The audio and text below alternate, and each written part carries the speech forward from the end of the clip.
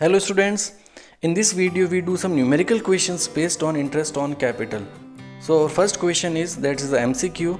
A and B are the equal partners with a capital 2 lakh and 1 lakh. As per deed, they are allowed an interest at the rate 8% on capital. During the year, the firm earned a profit of 12,000. The interest on capital allowed to A and B will be. You have to calculate the interest on capital allowed to A and B. So we have to provide 8% interest on capital and the total capital is 3 lakh. The 3 lakh का 8%, 3 is 24, तो 24,000 की requirement है. But available profit हमारे पास कितना है? Only 12,000. उस case में क्या करेंगे? Available profit is not enough. Then we have to calculate the ratio of appropriation. तो यहाँ पर हम किस तरीके से चेक करेंगे कि हमारे पास 8% हमें कैलकुलेट करना है. 2 लाख का 8% कितना हो गया? 16,000. ओके, एंड 1 लाख का कितना हो गया? 8,000. तो हमारा रेशियो ऑफ एप्रोप्रिएशन कितना आ रहा है? 2:1. हमारे पास अवेलेबल प्रॉफिट कितना है? 12,000. किस रेशियो में डिवाइड करोगे? 2:1. दैट इज ए को कितना मिलना चाहिए? 8,000 और बी को कितना मिलना चाहिए? 4,000. Okay, then your first option is A get 16 and B get 8,000. Okay, 24. तो हमारे पास अवेलेबल प्रॉफिट ही नहीं था, इनकी टोटल 24 आ रही है. Okay, B option. बी को कितना मिलना चाहिए? ए को कितना मिलना चाहिए? 8,000 और बी को मिलना चाहिए 4,000. यस, जो अभी हमने कैलकुलेट किया था, हमारा अवेलेबल प्रॉफिट ही हमने डिस्ट्रीब्यूट किया था और 2:1 में डिस्ट्रीब्यूट किया था. तो ए को यहाँ पर कितना मिला था? 8,000 और बी को मिला था 4,000. Okay, check the next option. 6,000 is not at all and nil. No. तो your correct answer is B. Okay students, then the next question is, state two situations in which interest on capital is generally provided. ऐसी कौन सी दो situations हैं जहाँ पर हमेशा हम क्या करते हैं? interest on capital provide करते हैं. First is when interest on capital has been specially mentioned in the partnership deed. clearly partnership deed में mention होना चाहिए. Second is when all the partners mutually consent for providing interest on capital. सारे partners की consent होनी चाहिए कि interest on capital provide किया जाएगा. And your third question is, you have to read the last line. What the question is asking. Prepare P&L and appropriation account. Profit and loss appropriation account आपको बनाना. Simple format दिमाग में आ जाना चाहिए. Okay, then question is, Bhanu and Pratap are the partner sharing profits equally. Okay, their fixed capital as on 1 April 2019 8 lakh and 10 lakh. 8 lakh और 10 lakh fixed capital. It means current account open होगा. जो भी प्रॉफिट डिस्ट्रीब्यूट करोगे किस अकाउंट के थ्रू करोगे? करंट. और हमें फिक्स दे रखी है, तो हमारी कैपिटल यहाँ फिक्स हो चुकी है, तो हम इस पर डायरेक्ट क्या कैलकुलेशन कर सकते हैं? Interest on capital. Okay, their drawings during the year 50,000 and 1 lakh respectively. अब ये ड्राइंग कहाँ से हुई है हमें नहीं पता, क्योंकि फिक्स्ड मेथड है. हमें नहीं पता कि ड्राइंग आउट ऑफ प्रॉफिट हुई है capital. If the question is silent, हम क्या ट्रीट करेंगे? जो भी ड्राइंग हो रही है वो आउट ऑफ प्रॉफिट है, ये परमानेंट विड्रॉवल नहीं है. इट मीन्स ने करंट अकाउंट से ड्राइंग की होगी 50,000 और 1 लाख.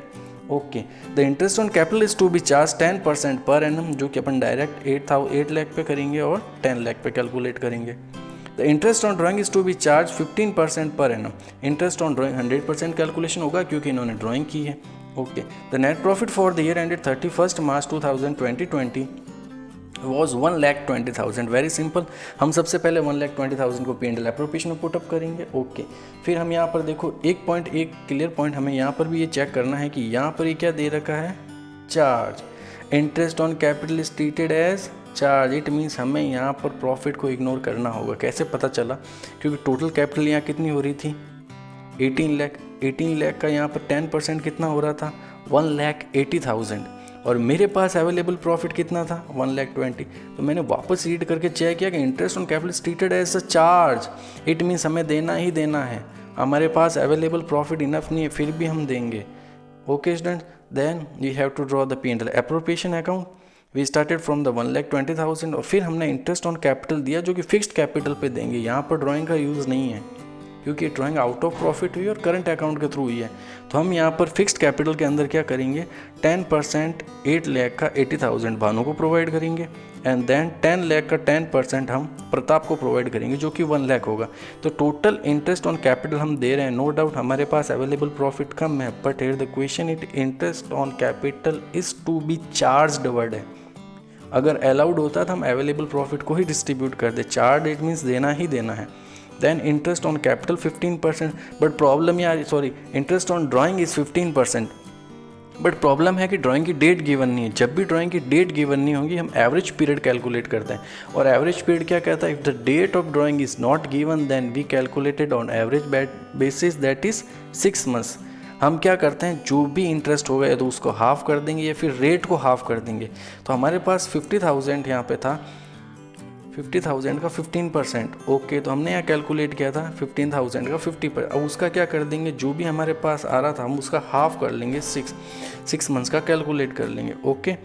7,500 हम नहीं दे रहे हैं यहाँ पर, कितना दे रहे हैं 3,750 हाफ, ओके। 1 लाख का 15% कितना हो गया यहाँ पर 15,000, बट हम यहाँ पर 6 months का ही देंगे, कितना देंगे 7,500 because the date of drawing is not given, okay.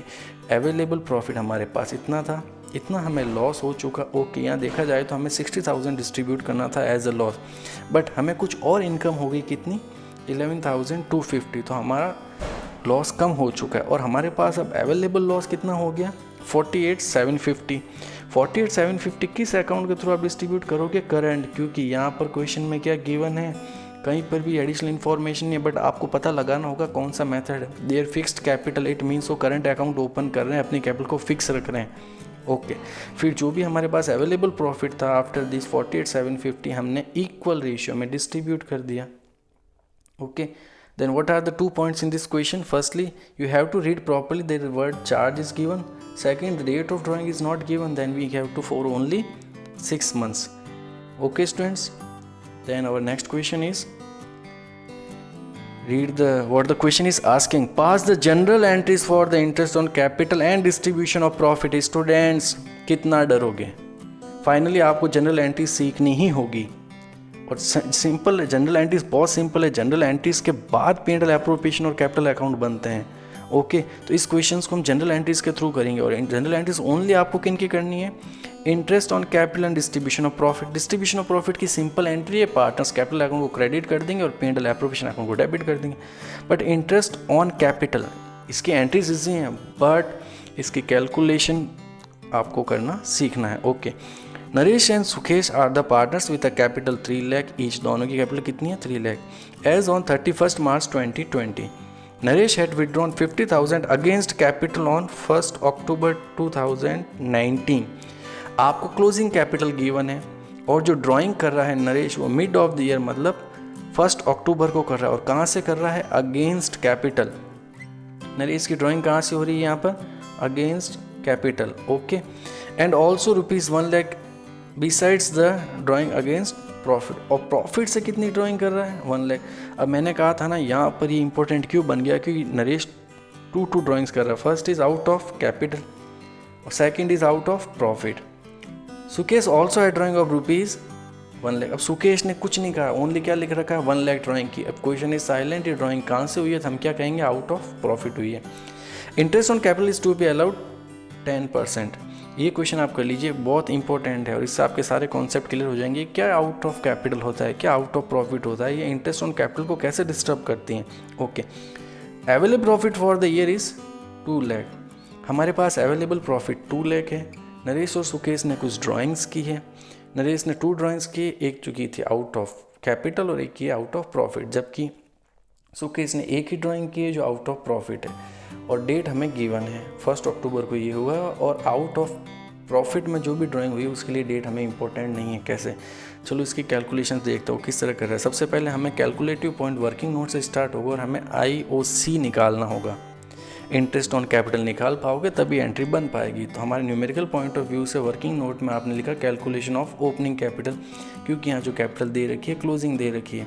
तो हमारे पास क्लोजिंग कैपिटल नरेश की दे रखी थी 3 लाख, सुकेश की भी दे रखी थी 3 लाख। फिर आपने क्या add drawing out of capital जो उसने की थी 1 अक्टूबर को, ओके।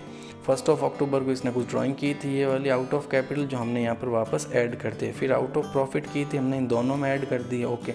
सुकेश ने आउट ऑफ कैपिटल कुछ भी ड्राइंग नहीं की है।